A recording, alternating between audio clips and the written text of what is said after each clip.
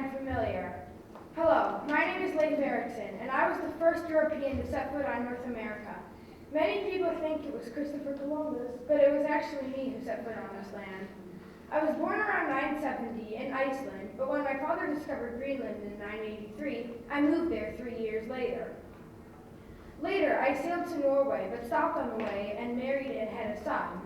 In Norway, I converted to Christianity and went on to discover North America. Some people think I was the first person to see North America. Actually, a man named Herjolfsson got blown off course and saw it. He never landed on it, though. I discovered Helluland, which is believed to be Baffin Land, Markland, which is believed to be Labrador, and Vinland, which is believed to be Newfoundland. I also created a settlement in Vinland. I did that all in the early thousands. Later, on September 2nd, 1964, the U.S. Congress created a day recognizing me. The day is recognized on October 9th. Many statues of me were made. One statue in Chicago, Illinois was made in 1893 and was for the World's Fair. Another statue in Iceland was based off me standing on my ship's bow. Well, I have to go. There's more land to explore. Thank you.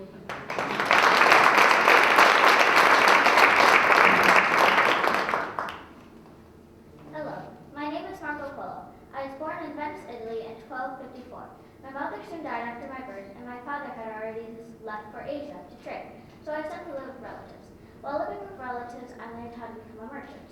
My father returned home when I was 15 years old. This was my first time meeting him. We decided to go back to Asia to trade.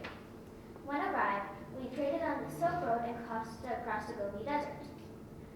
When going home, I became ill on ship and had to retreat to the mountains. When better, we started our journey home. We heard that Genoa was coming for Venice when we arrived home, and I became gentleman commanders of Venetian ships.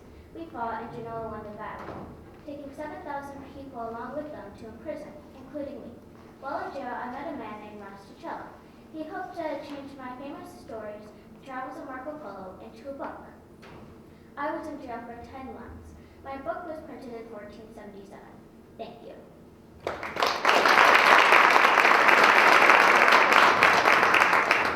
Saluti, I'm Cristoforo Colombo, mostly known for discovering America.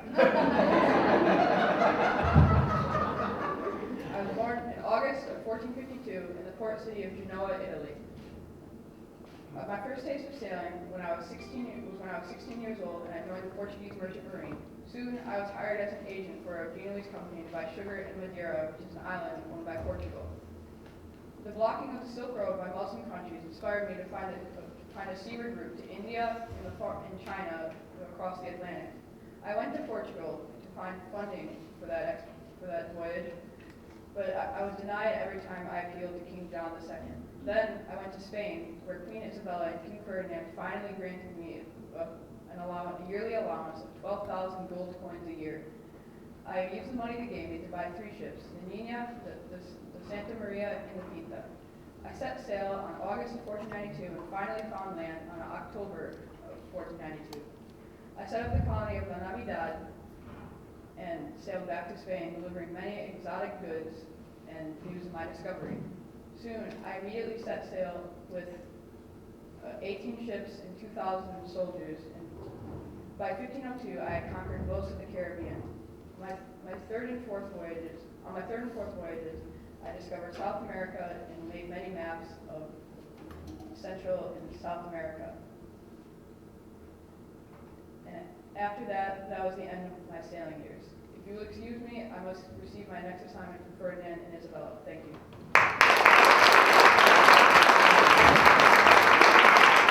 Have you ever sailed across the world? Well, I have, and it wasn't easy. Hello, my name is Ferdinand Magellan.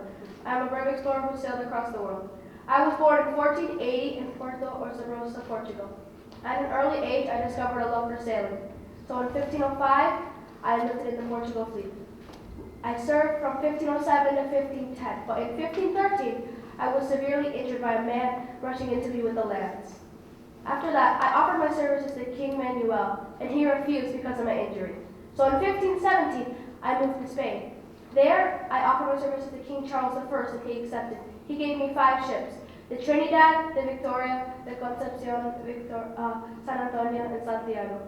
He told me I had to create a route to get spices on the Western Hemisphere. So I set sail in 1519. I then went to Brazil. In 1520, I went to Argentina, Uruguay, and Chile.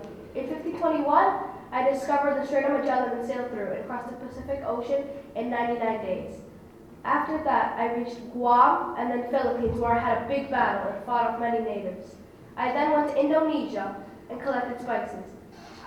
I finally went home in Spain in 1522. I like to stay, but I have many natives to fight. Thank you.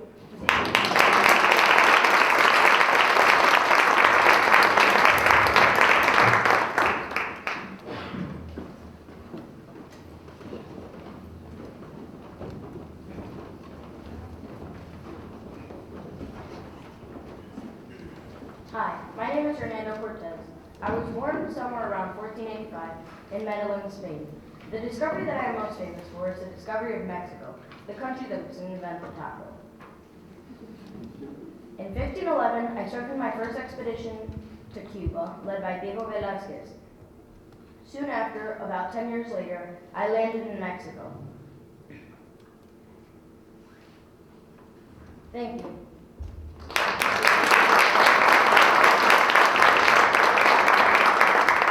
Hola, or as you Americans say hello. My name is Hernando de Soto.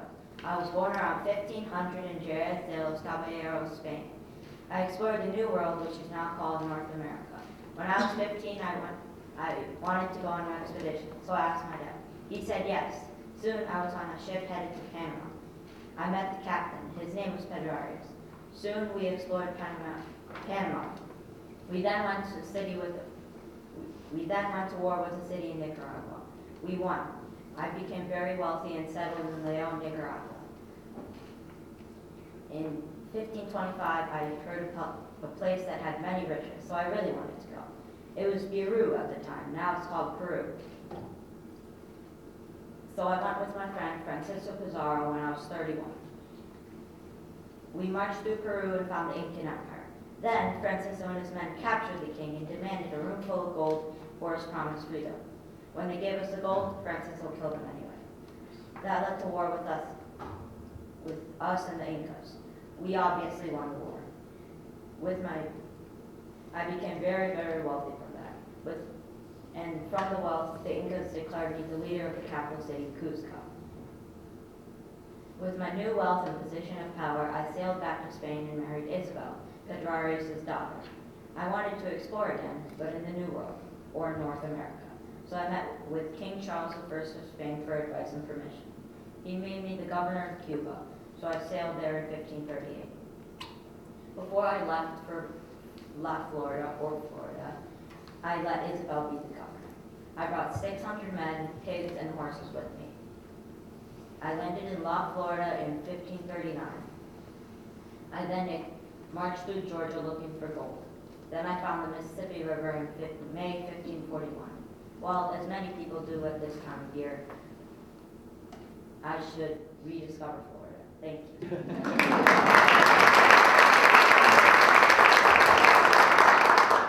Hello, I'm Henry Hudson, one of the most skilled navigators in the 17th century. I was born around 1565 in London, England. I was named after my grandfather, and my grandfather taught me how to sail, write, and fish.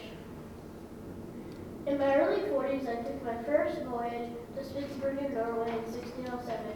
I tried to find the Northeast Passage to get spices instead of going around Africa. I was unsuccessful and got blocked by ice. My second voyage in 1608 was to Russia. Unfortunately, I was blocked by ice again and had to return to England. My third voyage was to Holland, but I landed in Nova Scotia and traded with Native Americans and brought back furs from the Netherlands. And my final voyage was to the New World, or North America. And I was forced to spend the winter there because I claimed land for Holland. Well, I have to go find the Northeast Passage again. Thank you.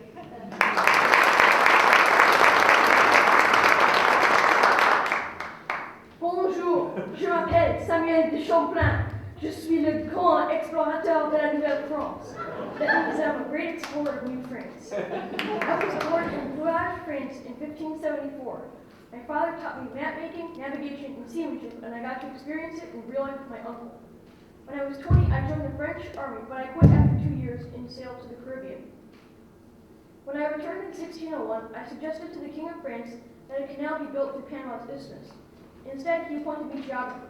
When I was 29, I joined an expedition to New France, where I explored the St. Lawrence River, Montreal, and the Great Lakes.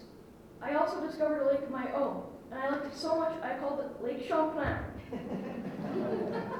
In 1607, the English started to chart the region of Kennebec, and the French became worried.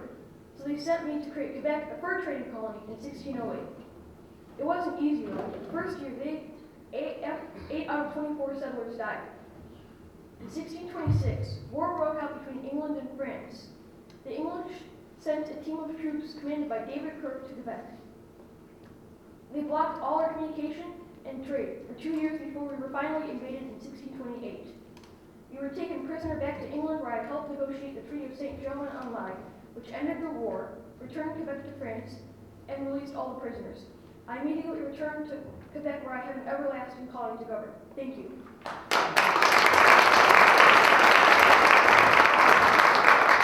Have you ever heard of a Great Barrier Reef? Well, if you have, you can thank me because I discovered it. Hello, my name is James Cook. I was born on October 28, 1778 in Martin, Cleveland, Yorkshire, England. As a young boy, I usually worked on the farm with my father. In my teen years, I was an apprentice to a Quaker shipowner. At age 21, I turned on an offer to command a ship and joined the Navy instead. I was very tall and striking. This caught the attention of my superiors. In 1769, I charted and discovered all of New Zealand, and in 1770, I discovered the Great Barrier Reef. Returning home to England, we stopped off at Jakarta for supplies. Sadly, 30 of my men died from fever and dysentery. Back in England, I was presented to King George III, a very high honor, and after that, I made the first circumnavigation and tried to navigate the Northwest Passage. Unfortunately, this failed. I am now a captain and a fellow of the Royal Society. Thank you.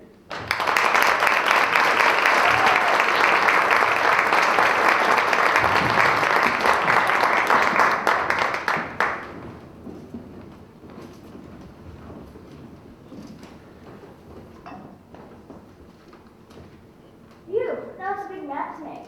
I'm glad I'm done putting finishing touches on that. My name is William Clark, co-leader of the Pacific Northwest expedition. I was just making a huge map of the Pacific coast and highlighting the wildlife discovered in Louisiana Purchase. I was born on August 1st, 1770 in Caroline County, Virginia, and when I reached my early 20s, I fought in the Ohio militia and fought in the Battle of Palm Timbers. In 1792, I enlisted into the U.S. military. 4 years after serving in the military, I was asked by my friend Mary to Lewis to lead an expedition across Louisiana Purchase. Our goal was then to the Pacific Ocean, and in 1804 we left Virginia. Also, by autumn of that year, we reached a Native American village. This is where I met Simon Kiwaya, a Shoshone woman who would guide and translate for us for the rest of the journey. In April of 1805, we continued our journey to the Pacific coast and arrived on November 15, 1805. Our goal was to claim the Pacific coast for the U.S. In 1806, we returned to Missouri. I became territorial governor of Missouri during the War of 1812. 9 years later, I became the superintendent of Indian Affairs and was a diplomat to Native Americans, helping to protect their history and culture. As a matter of fact, I'm off to being with the Potawatomi Chief of Missouri. Thank you.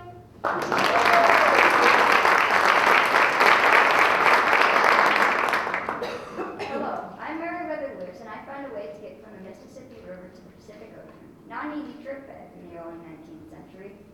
I was born on August 18, 1774, near Ivy, Virginia. Sadly, when I was 4, my father died from pneumonia. In 1793, I graduated from Washington and Lee University and joined the Army.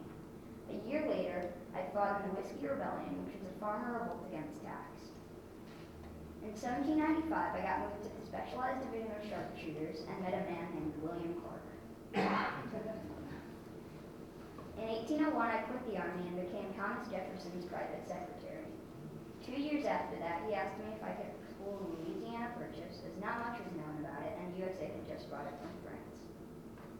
In 1804, I formed the Corps of Discovery, which was a group of 30 men that would explore Louisiana Purchase. I also asked a good friend of mine and a reliable explorer, William Clark.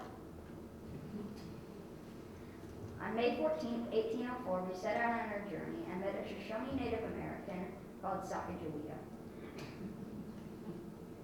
In the winter of 1804, we built Fort Manday near present-day Bismarck, North Dakota. In 1805, we reached the Pacific Ocean and built Fort Clatsop near present-day Oregon. A year after that, we returned to St. Louis, Missouri. In 1807, I became the governor of Louisiana Louisiana Territory, and anyways, I must return to Louisiana soon. Farewell.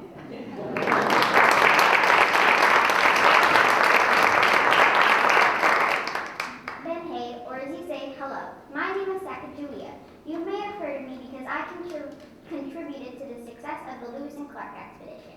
Let me tell you a little about myself. I was born around 1788 and was given the name Boy Native. I was part of the Shoshone tribe, a group of Native Americans that live in what is now Idaho. When I was 12, an enemy tribe attacked our village and kidnapped me. They gave me the name Sacagawea, and I was sold to a French-Canadian trapper named Toussaint Charbonneau. On February 11, 1805, I gave birth to my son, Jean-Baptiste Charbonneau. I like to call him Pomp. Also in that year, Charbonneau was hired by Lewis and Clark to interpret for them when they speak to Native American tribes.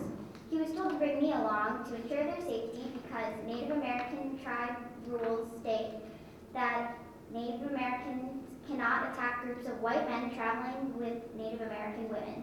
So we set out to explore the unexplored land of the Louisiana Purchase. One of my favorite adventures was when I was in the Missouri River on May 14, 1805. I was with Charbonneau and Pomp in a boat, and strong winds tipped our boat and supplies fell out, even Charbonneau. I quickly put my arm in the water and saved all the supplies. Lewis and Clark were so glad I saved the supplies, they named a branch of the Missouri River after me. On August 17, 1805, I reunited with my Shoshone tribe, and it turned out that my brother Camelot became chief. He gave me 9 horses for the trip to cross the Bitterroot Mountains. The expedition ended in 1806, and Charbonneau was paid $500.33, while I was paid nothing. Zilch, nada. Anyway, I really need to go look for a job because, as I told you before, I am nothing from the expedition. But where will I find one? Maybe I should walk another 8,000 miles. Anyway, goodbye. Thank you.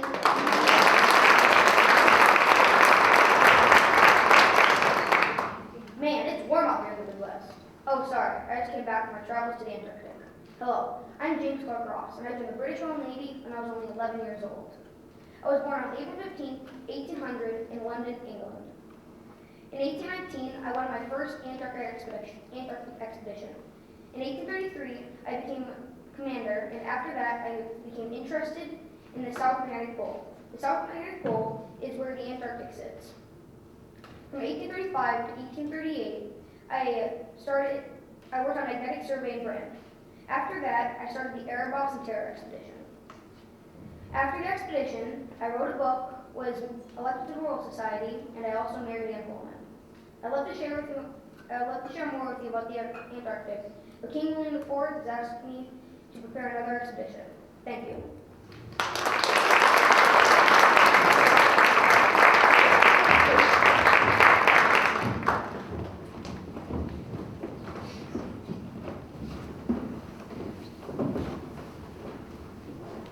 Good morning. My name is Isabella Berg. I was born on October 15, 1931 in Yorkshire, England.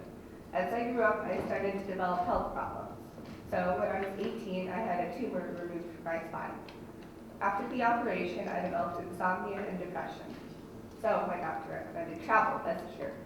In 1854, I took his advice and traveled to the United States of America. where I stayed with my family. While I was there, I wrote letters to my sister, Henrietta, which I used for my first book, The Englishwoman in America. Next, I went to Hawaii. It was probably one of my most happy adventures. While I was there, I learned how to ride astride. Riding astride, if you don't know, is when you ride with one leg over each side of the saddle, instead of riding the side saddle. Riding astride was very rare for women to do at that time. Next, I went to San Francisco, where I used my new riding skills to travel through the Rocky Mountains. The experience formed the idea for one of my most popular books, A Lady's Life in the Rocky Mountains. Next, I went to India, where I established 2 hospitals and nearly died in a blizzard. After returning to England, after traveling for many years, I was famous for my books about my travels, and became one of the first female members of the Royal Geographical Society. I went to many other places, such as Japan and Kurdistan. I'd love to tell you more, but I have a boat to catch and a new adventure to go on. Thank you.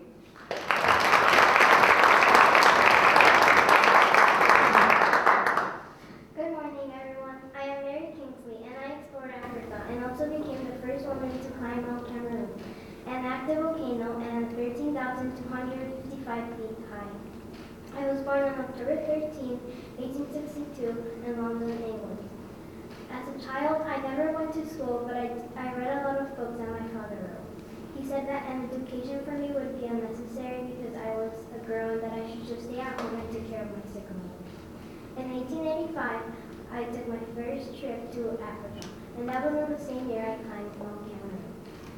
Years after that, I became an ethnographer, but before I became an ethnographer, I had to study about culture. In 1897, I became the first European to explore parts of the French Congo. When I was 37 years old, I volunteered as a nurse in West Africa. Well, I have to go explore another part. Thank you.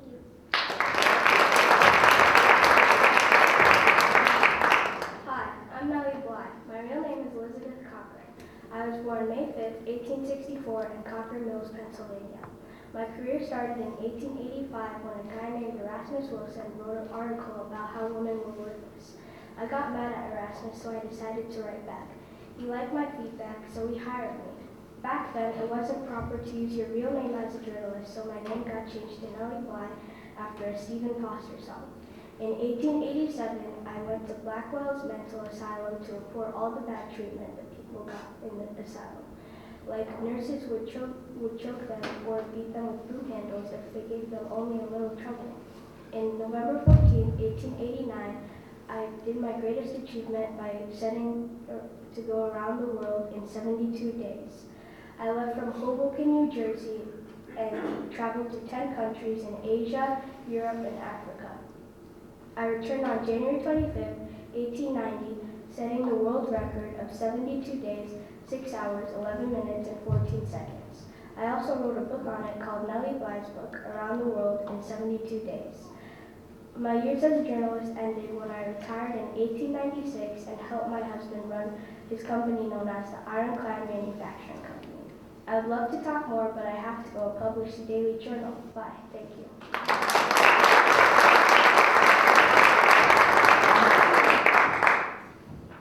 Hi, my name is Matthew Hudson, and I was the first African-American to reach the North Pole. I was born August 8, 1866 in Charles County, Maryland. When I was 10 years old, I went to a speech given by Frederick Douglass about fighting against racism and the importance of education. When I was 21 years old, I met Lieutenant Robert Perry, who hired me to be a servant on an expedition to Nicaragua to the canal.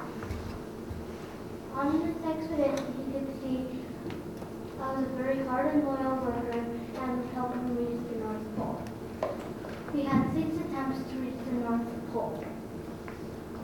Our first attempt, we met some Eskimos who taught me how to hunt, build and drive a sled in the Eskimo language.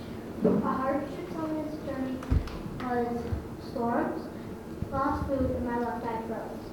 Our 4 other attempts were failed. Finally, our 6th attempt, we overcome every obstacle to get to the North Pole. When we got back 12 called A Negro Explorer at the North Pole. Almost 40 years after returning, I was recognized for my exploration and I got a medal from the Navy. Now my thought dogs are waiting outside for me, so I better go. Thank you.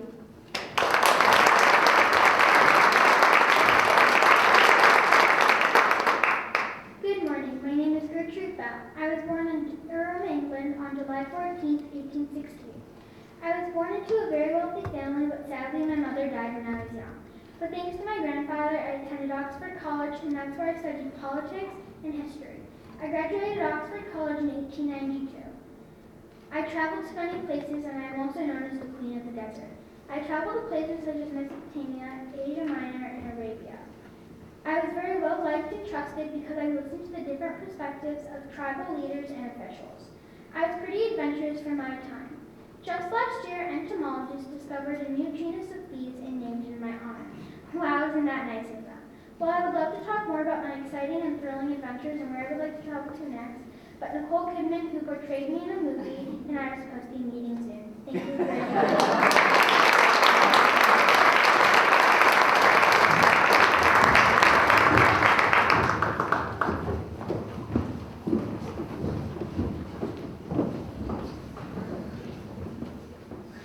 Good morning. My name is Louise Arnboy. I was born on September 16, 1887 in San Rafael, California. In 1924, I went on a tourist boat to Spitsbergen and Norway. After that, I wanted to see more of the Arctic. In 1926, I went to Franz Josef Land, which is in Russia, to hunt polar bears. While I was there, I took more than 700 photographs and donated them to the American Geographical Society. In 1928, I went to look for missing explorers on North Mountain. For my help, I was awarded the Medal of St. Olaf. In 1938, I landed my ship on the east coast of Greenland. No ship before me had ever gone that far east. That part of Greenland was named Louise Boyce Land in my honor. Thank you.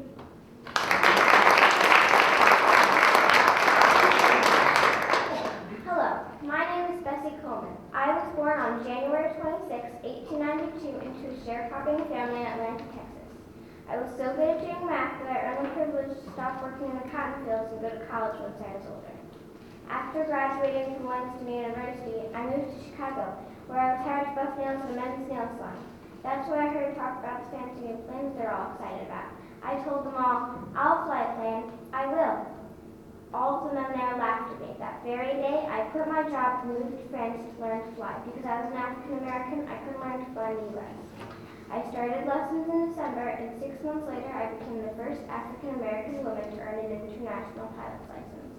But then I learned more. I had to do something big. To become a barnstormer and an aerial acrobat, I stayed long at French aerial school. When I went back to the U.S., I became a popular flyer at aerial shows, but my acrobatics were most popular. People came from far and wide to see me fly. However, I would not perform in front of segregated audiences, for I do not believe in segregation. I believe that everyone is equal. Now, even in 2020, people still remember me. Postage stamps and books have been made about me. But now I must go. Next time you're outside, just look to the skies, and I might just tip my wing. Thank you.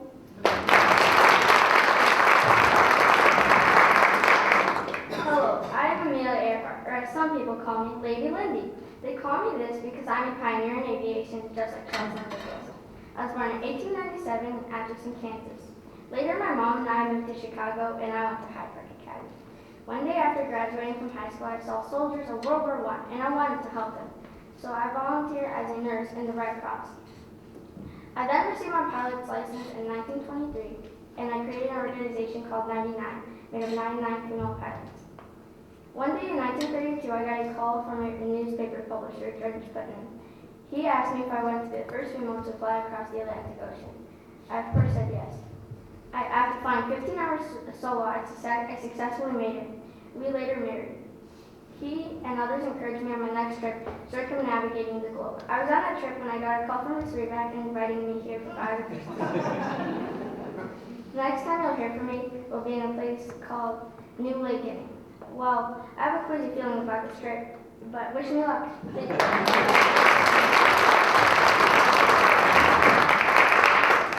Hi, my name is Jacques Cousteau, and I was born on June 11, 1910 in Saint-Andre-de-Cubzac, France. My parents are Danielle and Elizabeth Cousteau, and I have an older brother named Pierre-Antoine.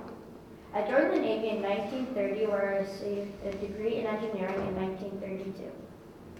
I married my wife Simone Melchor in 1937, and I had my son Jean-Michel in 1938. I found an old Navy warship and turned it into explorer ship and named it Calypso. With Parisian engineer, I invented the Aqualung. I tested it in the Marne River in France in 1943. I was hired to be the director of Oceanography Museum of Monaco. While there, I started the Conch-Shell project, which consisted of Conch-Shell 1, Conch-Shell 2, Conch-Shell 3. The Conch-Shell project were underwater homes, which contained 2 aquanauts. I left Monaco to go explore on my ship. While on my ship, I found Inca gold in Lake Titicaca, which is located on the border of Peru and Bolivia. I received the Environmental Prize from the United Nations, and I formed the Cousteau Society, which still stands today, which protects oceans from pollution. In 1985, I received the Medal of Freedom from the U.S. government, and in 1991, I asked the United Nations to adopt a Bill of Rights for future generations. Oh my, look at the time. I must go back to exploring the ocean. Thank you.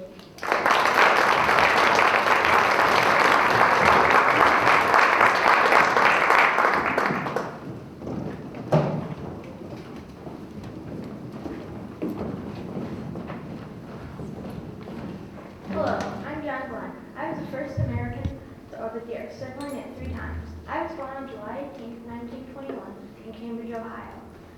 And after I graduated high school in 1939, I joined the Naval Reserves. And in 1943, I joined World War II. In this war, I completed 59 pilot missions. And in the Korean War, I completed 90 pilot missions. I guess you could say I liked flying. In 1957, I flew from Los Angeles to New York in 3 hours and 23 minutes, setting a world record.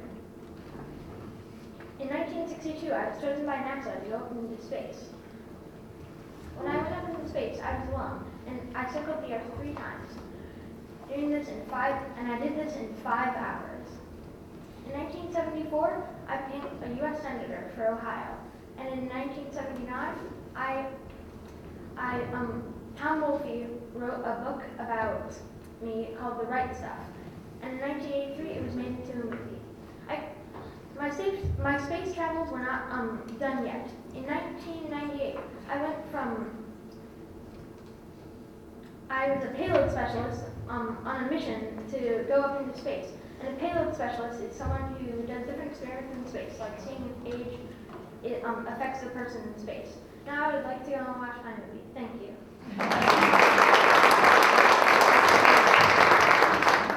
Good morning. Who here is afraid of sharks? I'm Eugenie Clark, and I've worked all my life to change the way people think about sharks. I was born on May 4th, 1922 in New York City. I discovered my passion at a very young age because while my mother was working, I spent my days at the New York Aquarium.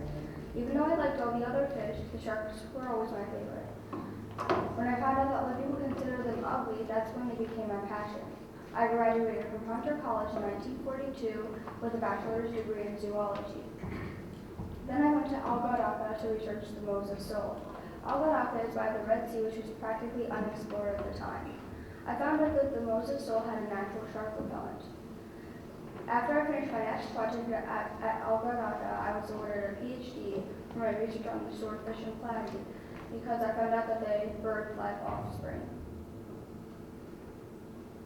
My research didn't stop after I earned my PhD. In 1958, I started researching shark behavior because I wanted to prove that sharks aren't just dangerous and ugly.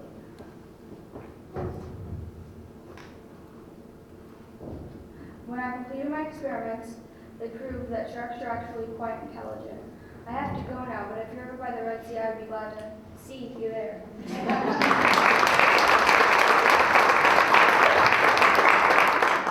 Hi, I'm Buzz Aldrin. I'm the second man to set foot on the moon. I tried to be Neil Armstrong, but he tripped and dumped out first. Let me tell you more about me. I was born on January 20th, 1930 in Montclair, New Jersey. My full name is Edwin Eugene Aldrin Jr. I earned my nickname Buzz when my little sister mispronounced brother as Buzzer. In 1963, I wrote a dissertation on orbital mechanics and earned a PhD from the Massachusetts Institute of Technology. I was chosen as an astronaut. On November 11th, 1966, I accompanied Jim Lovell on the 4-day Gemini 12 flight. I completed a record 5.5-hour spacewalk. On July 16th, 1969, I was launched to the moon on the Apollo 11 mission along with Michael Collins and Neil Armstrong. I became the second man to set foot on the moon. In 1988, I legally changed my name to Buzz Aldrin. I also funded the Shared Space Foundation, a non-profit organization that had a purpose to promote the expansion of manned space travel. Thank you.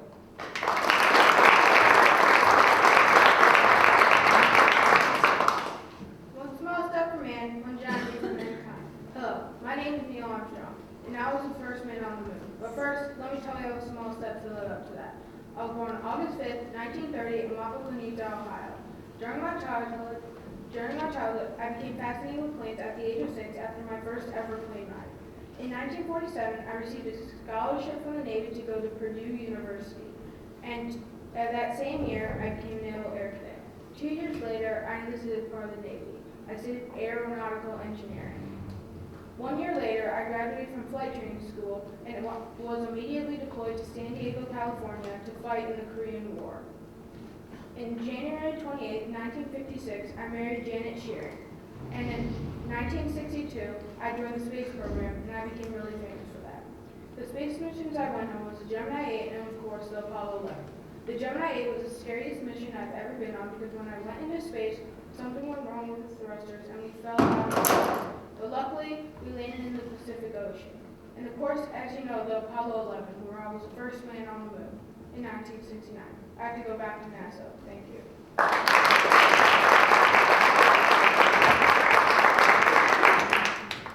Honor, distinction, and valor. That is what makes a true astronaut. I'm here to talk about my discoveries and explorations during my space missions. My name is John Young. I was born in 1930. I decided to go to the Navy, so I was assigned to the Naval Air Test Center where I flew the Crusaders. I then decided to pursue a career at NASA, so I took training from 1962 to 1964. In 1965, I was on Gemini 3, the first manned Gemini mission, and the mission with the first ever in-spacecraft computer. The next year, I was on Gemini 10. In 1969, I was on Apollo 10, where I tested the systems for the Apollo 11 moon landing. 3 years later, I was on Apollo 16, where I used the lunar rover vehicle to collect rocks and gather information on the lunar highlands, a previously unexplored area of the moon. In 1976, I resigned from the Navy as a captain and was promoted to Chief of the Astronaut Office with management in shuttle safety and ops. In 1981, I was on the first space shuttle mission aboard the Biographer Columbia, which looks a lot like the Endeavour over there. In 1983, I was on the NASA ESA mission known as Space Lab, also aboard the Biographer Columbia. In 2004, I retired from NASA and was told that honor, distinction, and valor is what makes a true astronaut. Thank you.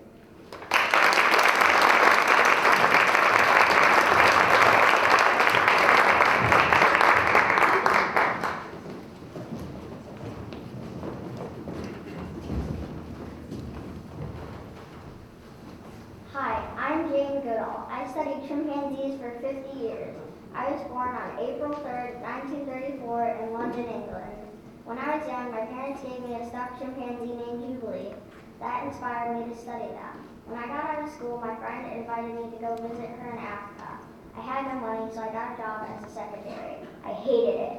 I quit and got a job as a waitress. When I made enough money, I went to Africa. When I was there, I met a nice guy named Louis Leakey who offered me a job.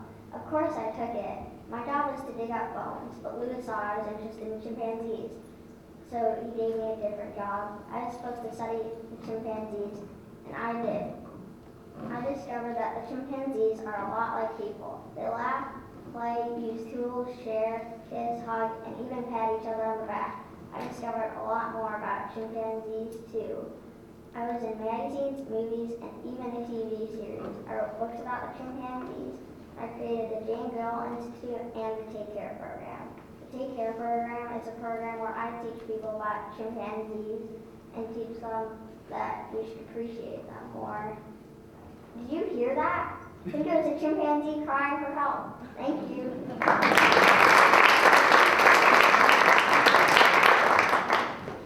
Hi, my name is Sylvia Earle. I was born on August 30th, 1935 in Gibbstown, New Jersey. I moved to Florida with my family when I was 12 years old. I have loved nature from an early age, but what really interested me was water. I earned my bachelor's degree from Florida State University in 1955. In 1956, I earned my master's degree from Duke University. I discovered the Umbella hydra, which is a type of algae named after my favorite college teacher. I also found undersea dunes in the Bahamas when I was pregnant with my first child. I also led Mission 6, which is an all-female team of aquanauts underwater for 2 weeks. I discovered 26 species of underwater plants during Mission 6. I also won Times Magazine's Hero of the Planet Award in 1998. Thank you.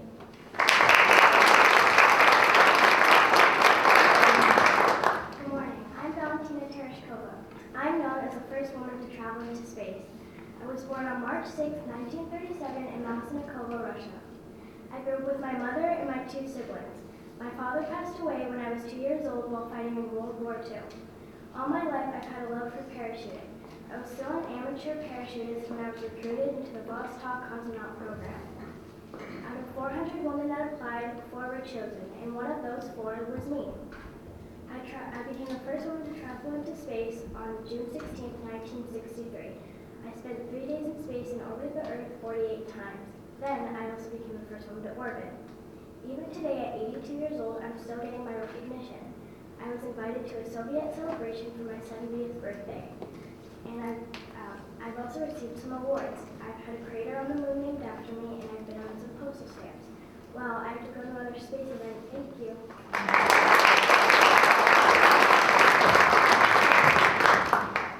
3, 2, 1, blast off. Hearing those words are my favorite part of going to space. But let me tell you how I got there. Hello, my name is Guy Bluford Jr., and I was born on November 22nd, 1942. Well, at a young age, I always wanted to be an aerospace engineer, so I enrolled in Penn State.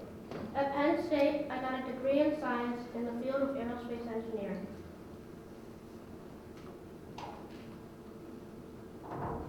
Thank you.